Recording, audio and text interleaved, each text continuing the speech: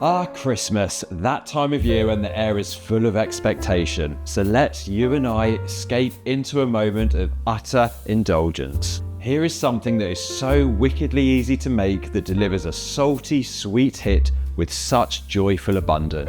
Today, we are making Christmas crack. First, we'll start by paving a baking tray lined with greaseproof or parchment paper. Then lay out your crackers, and you can use either Saltines, Ritz or Tug biscuits. Next, into a saucepan over a low, murmuring heat, slide in a slab of butter, 225 grams of the good stuff. Let it weep gently, then introduce 220 grams of soft light brown sugar, and this is going to turn into liquid gold. Coax the two together until the sugar has surrendered completely into the butter. Bring it to a gentle simmer and stir gently for 5 minutes, and once it reaches that bubbling amber crescendo, take it off the heat. Cascade that molten toffee over your waiting carpet of crackers. What a river of hot, sweet lava. Use a spatula to encourage it right to the very edge of the tray. Then slide it into the oven, preheated to 180 degrees centigrade, 350 Fahrenheit, and let it bubble away for just 5 minutes. Look at that, bubbling with volcanic enthusiasm.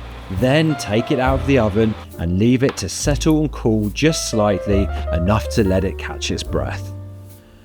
And while that cools, we'll turn to the dark side. Melt 340 grams of dark chocolate until it's glossy and unctuous.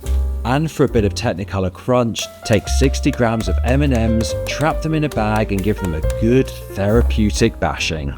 And now the toffee's calmed down but the chocolate's warm and fluid, pour that midnight velvet all over the base. But whatever you do, don't dawdle, because you want to cover those toffee-covered crackers before the chocolate loses its temper. Slather it right to the edges so not a single cracker is left naked. Then scatter your jeweled rubble of crushed M&Ms over the top. And because too much is never enough, melt a scant 20 grams of white chocolate and flick it across the top in chaotic snowy ribbons. Banish it to the fridge for at least an hour, because it needs that cold shock to firm up so you can then snap it into jagged shards. This yields 30 pieces, so be generous or hoard it all for yourself. And if you've enjoyed this little journey of culinary indulgence, you might want to follow me for more recipes.